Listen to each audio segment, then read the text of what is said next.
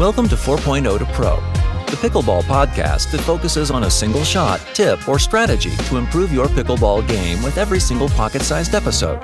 Our goal is to make you better on the court every time you hear our voices. Ladies and gentlemen, welcome to another episode of 4.0 to Pro, your pocket-sized pickleball podcast where we teach you a single shot of strategy every single episode. I'm Michael O'Neill here in sunny Carrollton, Texas, joined by one Mircea Marariu, also in Carrollton, Texas, here at our 4.0 to Pro camp at Pickler Universe. How about a big hand for Pickler Universe, everybody?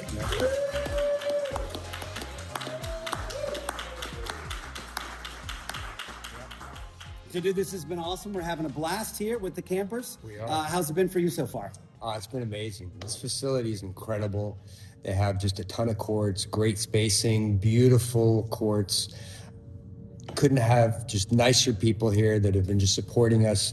It's been a great experience so far. So thank you again for coming, and hopefully we're going to have some more here because this is a great spot. Yeah, the facility is crazy. So actually the room we're in right now, if you guys don't know this already, there's a swimming pool underneath us. I don't know how. I don't know the logistics of that, but if you hit it and you punch through, then you can go for a little swim, which is great. All right, so we're going to do a Q&A episode for the show. These are typically very well received because most people have very similar questions. And all I would say is let's just keep it rolling because we've got some folks. Maybe just raise your hand if you have a question for us already. Just raise your hand real quick for us if you got a question, and we can kind of jump right in. Why don't we start here and you pop on in and we'll go from there. Okay, you taught us when we get up to the beginning of the net, or up to the net in the non-volley zone, that we should choke up on the paddle. Does that hurt, or does that limit our flicks, or does that hurt our overheads if someone does an overhead on us? So, and I don't know how much you do of this. Like, it really depends. You can if you want. You can sit after your question if you like. When I choke up on it, I'm not doing it to such an extreme. Who's that guy, Callan Dawson? Callan Dawson chokes up like it's a ping pong paddle, and I think it probably limits his forehand extremely, doesn't it? I mean, I'm sure you played against him sometimes, Mircea, right? But what it does do in a couple of different scenarios is it allows you to really feel your paddle angle. It enables you to feel your wrist a lot if you're getting too wristy with balls. So I think that it can be too extreme. At some point, you got to find your comfort zone with it. It does not. It can limit counter, but I don't typically flick from there that much. If I'm in that defensive position where I'm going to want to do that, if I'm hunting for balls in the middle, I will shift down a little bit more. But certainly on the left side, I'm not choked up as much as I would be on the right. On the right side, I'm just kind of very often in defense mode, depending on who I'm playing against and if they're doing a lot of cross-court speed-ups. I think it helps for some stability, especially if you know that you're going to be attacked. Like an example that we talked about is like a third shot drive. If someone's really getting you on that, you're having some trouble with that. I typically don't choke up. The only times I choke up are really when it's really cold out, or it's really then the ball's hard and basically it's very poppy. So the ball's hard, your paddle is hard. That's typically when I choke up a little bit more on the paddle. I don't really choke up so much on counters, and I do shift a little bit in terms of where I am on the grip. If I am reaching, I know that I'm going to get like an attackable ball, the flick, then I will kind of just slide my hand down a little bit on the paddle so I can get a little bit more reach. Because I'm 5'10", I'm not that big. We have Brandon here who's 6'4", so he doesn't have that problem. So we said, I can't coach 6'4", but right.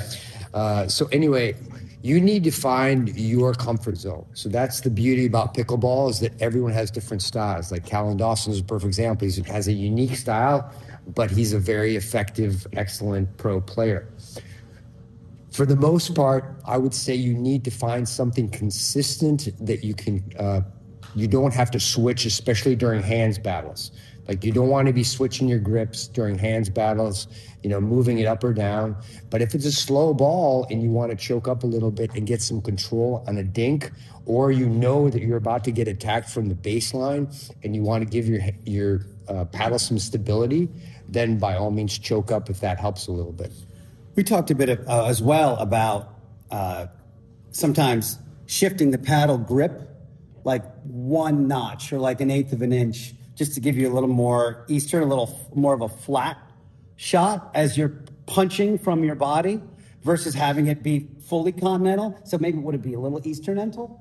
Just a one little notch that way? Yes, to give you just a exactly. little more of a flat punch. Yeah, you want your paddle to be basically perpendicular to the ground. You don't want it to be facing up, so you don't want it to be open. You don't want your paddle to be facing towards the ceiling when you're getting attacked. So however you manage, you either basically kind of flex your wrist, or you have a type of grip where the paddle is basically perpendicular to the ground. Yeah, and that the other part is in terms of that, the flick you're referring to, I'll be like, especially if I'm on the left or I'm hunting, if they're back and I'm hunting for balls, I'm not all the way choked up. It's only in like hands battles when I know that I'm going to get attacked by, like if somebody shows a propensity to attack cross court, or if I'm facing, like Mircea said, a really hard drive, which we see a lot, some people just driving towards the middle really hard, then I will absolutely try to do everything I can to have the most stable version of that punch that I can. But if I'm hunting for flicks, I'm not way down, but I'm more down, knuckles down, and a little more loosey-goosey with my wrists to hunt. But they're typically back in that respect. Make sense? Dennis, you got a question? Yeah, I do. Questions about tournament strategy. I've got a tournament tomorrow. I'm going home probably with a head full of... Home to Ireland. You're going tomorrow? Home to Nashville. Yeah. And, You can tell he's got that Nashville accent. Yeah, absolutely. So a head full of strategy and tactics in the camp and technique and all that. It's going to go not good at all for you because it's just... So how do I make sure it does go good? How do I kind of approach tournament tomorrow, straight after a camp? I'll take that one if you don't Go mind. ahead. So we go over a lot of things during the camp. So there's a lot of information. So what we want you to do is find a few things that resonate with you in terms of technique and then beyond that strategy. But you want to keep things simple. Have good communication with your partner. We've been talking about that and we've been focusing on that. I think that is a huge part of tournament strategy. What you want to do is make things simple and give yourself targets. Drop or drive to the person that's returning your third shot. Tell your partner where you're generally going to hit it right before the point. Have some pre-serve positioning. Figure out who you're going to return to or where you're going to return to, and tell your partner, hey, I'm returning here. You can do that between the points like we've been doing. All right. So you and I have been playing. I tell you generally where I'm driving or dropping, so you have an idea. For me, that helps a lot. If your partner feels that there's too much communication, you have to dial it back because you have to adjust it to your partner. Break it down to the most simple, like things that you can plan and on the fly and that you can repeat. So the targets that we're talking about. One of the biggest things that I always say is find out what can hurt you on the other side. What's your opponent's biggest strength? What do they want? Don't give them that. What are their weaknesses or safe zones?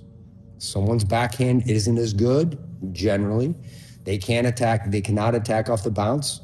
Guess where we're going to drop or drive or drink? We're going to try to go to that spot. So, and as you're going along in the tournament, periodically analyze that. If things are working, you don't have to do much analysis because you're going along great. If things aren't working, change things up. Look, if you're going to lose, if you lost 4 points in a row, let's try to lose a different way, okay? Let's try to do something different. Yeah.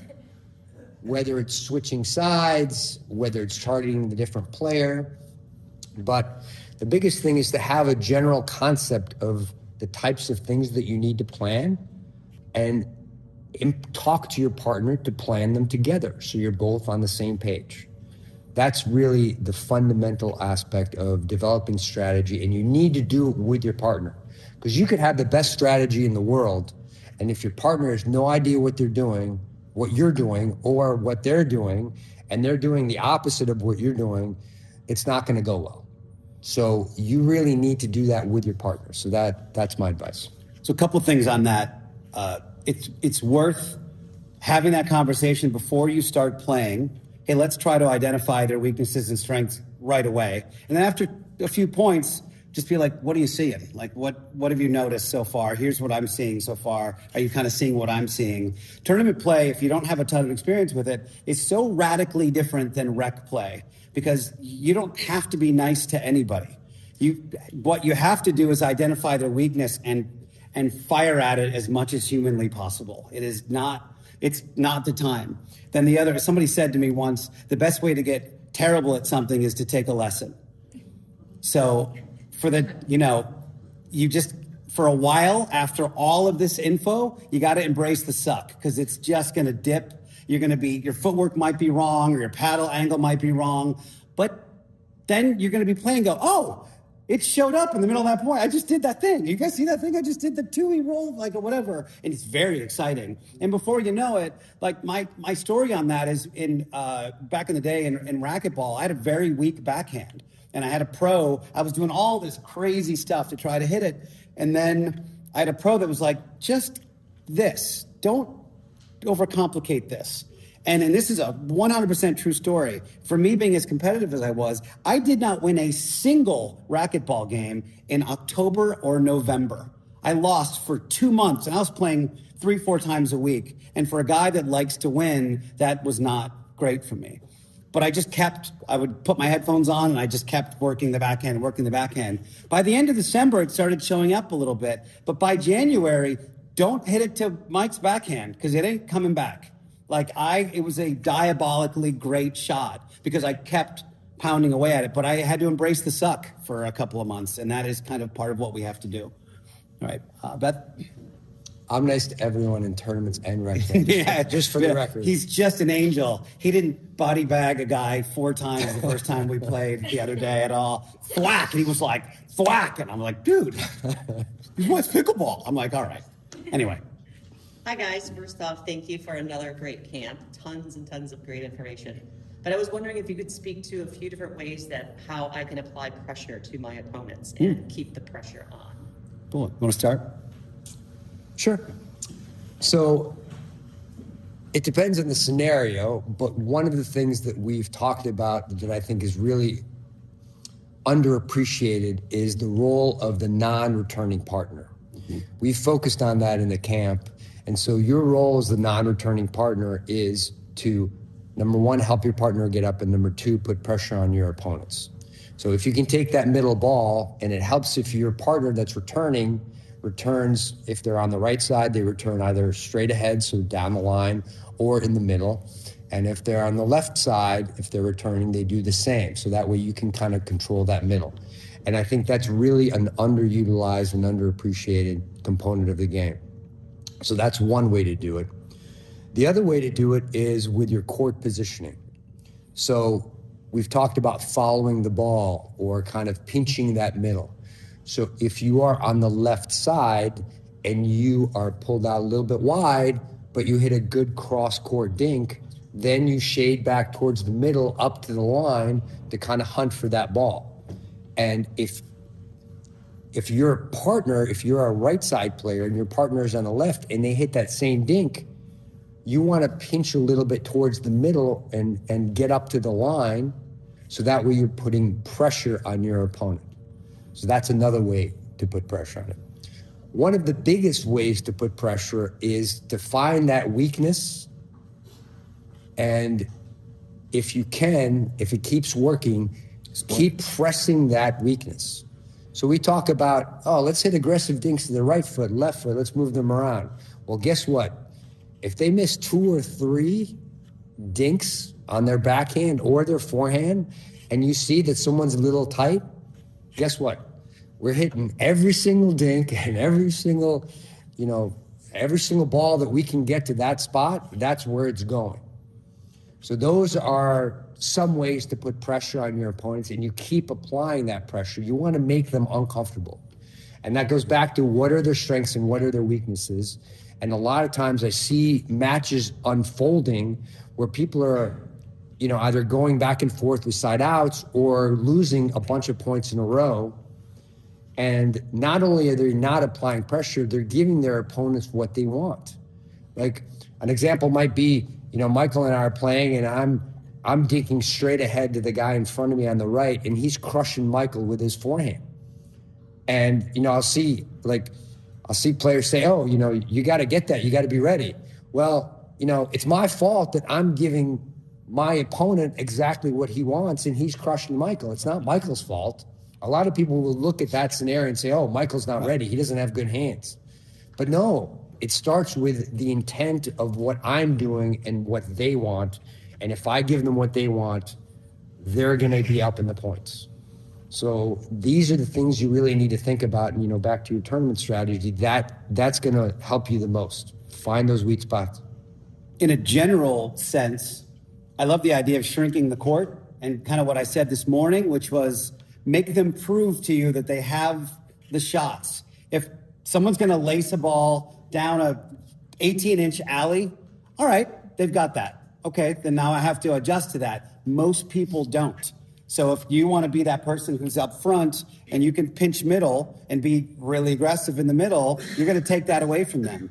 Also, if you've ever played against somebody that has like a hard poach and they're really punishing thirds, like a left side player that's maybe a big dude or something that, I play against a guy like that for a period will punish everybody that has a bad third, but he's super out of position. The problem is he's hitting it so hard that it's hard to get it to the spot where he just vacated. So that they're putting tons of pressure, but if you can get it to that spot, you're making them change their shot. And that's another way to put pressure on. If you can make somebody change the ball they want to hit to a spot they don't want to hit it, then that can apply pressure. I play with a dude, God bless you, I'm not going to say his name. He can't hit lobs at all. We know that if we wanted to win 11-0, we would just lob it over this guy's head and we would win 11-0. It's not very sporting of us, but it is a thing you could do. If it's a tournament, he's getting 11 lobs in a row and we're 0-0. But in rec play, I might not do that, but it's worth having it in the bag, knowing that, all right, this is a weakness of this particular person. So we know that if we get down, we can always even the game up just by going to this thing. Not your fault that they haven't worked on that particular shot enough that they can't get it back. You know what I mean? So like you said, various ways to put pressure. It just depends on the person and the scenario. I played a tournament with a dude who was I can't say, forget that this is worldwide. But had a very hard time handling hard drives. And this was the era of like the first gen gearbox, which was just a howitzer of a paddle, and just got blasted time after time after time after time in a tournament. And they, unfortunately for us, very fortunately for them, they noticed it like 3 points into the first game. So all they did is fired at that same dude 17 times, and they won 15 out of 17 points with that particular, and there was nothing I could do. Like there was nowhere I could put the ball that one of the two guys who had a nice drive wouldn't just fire it at my partner, who, by the way, was up front. He was waiting for the ball, but it didn't matter. He just didn't have the chops to pull it off. So it was just a bit of a tough gig, but they noticed it. They exploited it. Game over, game over. That was the pressure. There you go. There you have it. What advice do you have for someone who comes from a tennis background that wants to rip every shot and has kind of happy feet and moves around? That's what I struggle with. What advice do you have to kind of anchor down and slow down and not try to hit really aggressive, diabolical shots? I like lead pellets in there. Some lead insoles are good, and you really just can't move that well. It just keeps you planted. But I think you see it a lot. I think it's somewhat easy to identify a tennis player because of that, because of the happy feet. Even at the line, like at the non-volley zone, even for a dink, there's a lot of footwork happening because it's what we were taught since we were 7. You want to be in this certain position to hit this ball. Pickleball ain't that. Pickleball rewards stability. And I'm not sure what the counter to that would be, is that tennis rewards lightness or being on the balls of your feet, movement. But pickleball really rewards stability because it's such a it's such a small impact zone of the ball compared to a crushed, compressed tennis ball. We just don't have that much control over where the ball goes if the paddle angle's wrong. So as I say probably 50 times in this camp already, if you can eliminate variable, we just had lunch in front of some, 5'5" plus players that if you just watched them dink, they were eliminating so much variable. Their arms were straight, their wrists were locked in whatever angle their paddle was. Even when they were hunting balls out of the middle, they were planted and stable, and their arms were straight, and they were lifting just with their legs like we were doing today. And just, if you can eliminate joints from a shot, if you've got a ball going haywire, just start thinking about eliminating joints, because I think that happens quite a bit from tennis players. I think the biggest thing, and I talked about it at the very beginning, I don't mind the happy feet. I think that happy feet are great. Footwork is just key to pickleball. If you're not in the right spot, if you can't get to the right spot, all your arm mechanics don't really make a difference. So the biggest thing is if you get to the spot and you're stable and still, when you're hitting the ball at every level, you're going to have a tremendous improvement in your game. The more calm you are, the more still you are when you are hitting the ball. We talked about breath work, right? Taking a deep breath in, exhaling as you're hitting the ball, getting to the ball, and even if you have to run and get to the ball and you're a little bit off balance, you stop, hit the ball, then try to get back to balance, get back to neutral, if you will.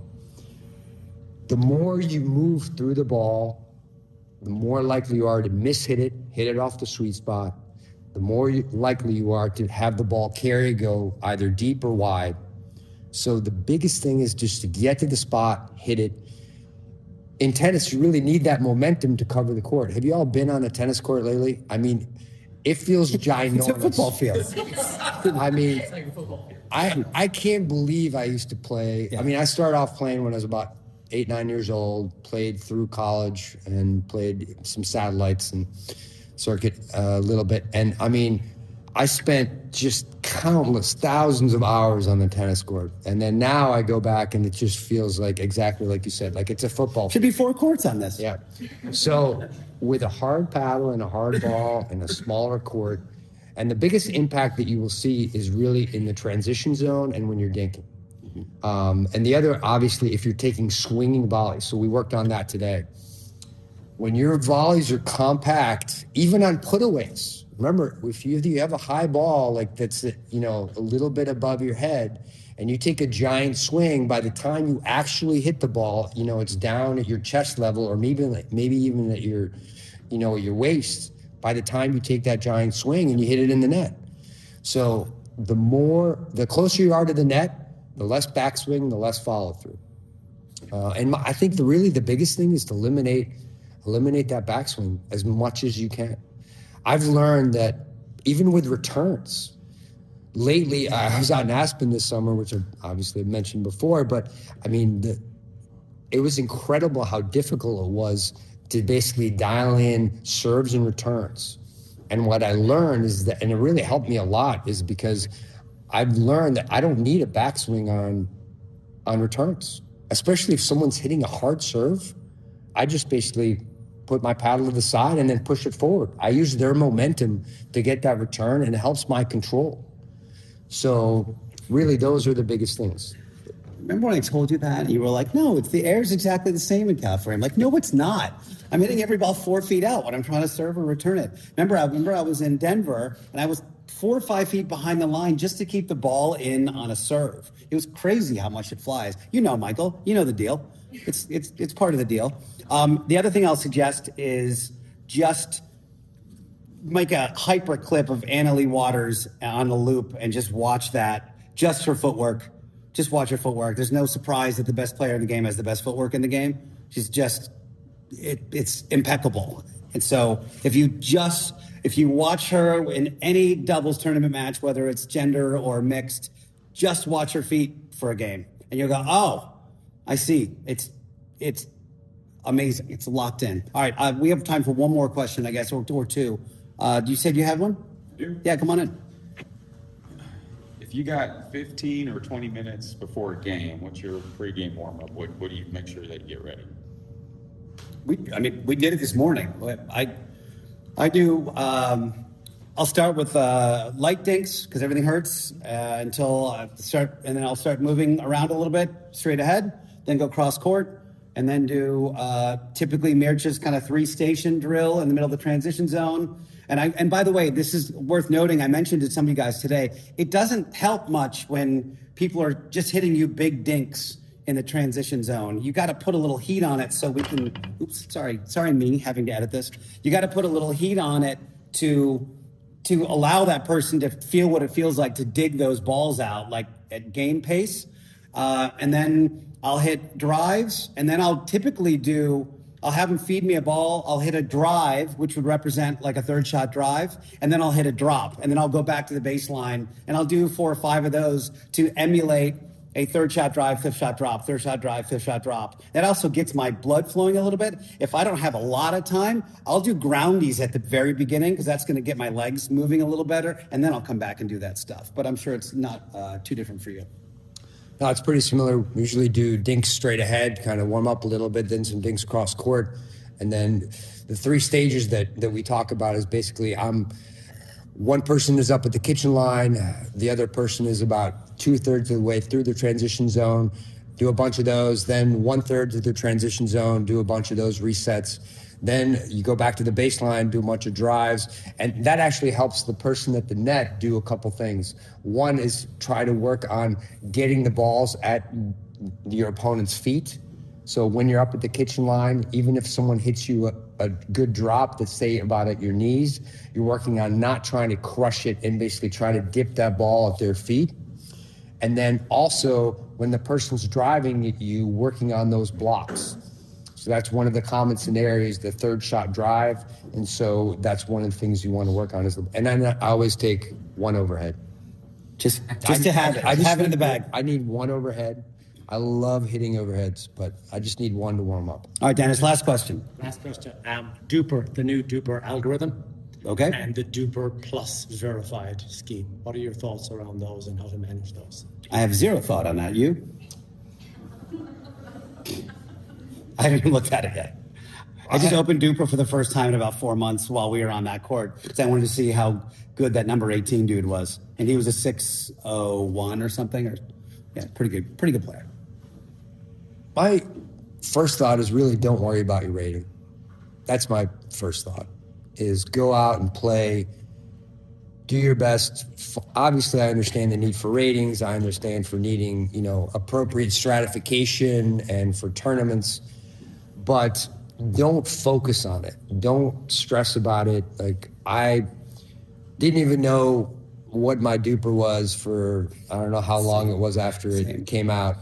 But the more important thing is to work on your game and work on getting better, but do challenge yourself. If you feel let's say you hypothetically you're a 3-5 player, play 4-0 tournaments. Don't play 3-5 tournaments, play 4-0, play 4-5. Now with the new algorithm, if you play a 4-5 tournament and you're a 3-5, it might be a little bit of hyperbole, but if they don't beat you, 11-0, your Duper is going to go up, if you get like 2 or 3 points. So that's one way you can elevate your Duper. But the bigger thing is to challenge yourself to play better players within reason. Obviously, if you're a 3-5 and you could play a 5-0 plus tournament, you're not going to have much fun and you're not going to get much out of it. All right, my so singles Duper is like a 3-5. I wish I could enter. I would love to enter a 3-5 singles tournament. For money would be great. That would be wonderful, yes. But the bigger point is that you do want to challenge yourself within reason, to get, some feedback, your own personal feedback about where you are, but also to see how better players play and analyze that and then kind of internalize that. That's one of the ways I learn, is I watch people that have a particular skill set that I can somewhat emulate, and I look at how they do that and I try to work on that. And it's kind of vice versa too. I see people that don't do things well, or my opponents are not doing something well, or something that I want them to do. And I think, okay, well, I'm not going to do that. So as long as you're learning and enjoying it and trying to get better, which we're all, everyone else is trying to get better all the time. That's really what, for me, it's all about. I'm not really focusing so much on your exact number, but in order to manage it, I understand why people, first of all, I obviously understand the need for it and why people need to manage it a little bit, but, make sure you're within a certain range of your rating, but push yourself to try to get better with those little bit higher level tournaments and games. Do you have a particular set of skills that makes life a nightmare for people like them? That's going to do it for us for our live show, guys. Big round of applause for here at Pickle Universe.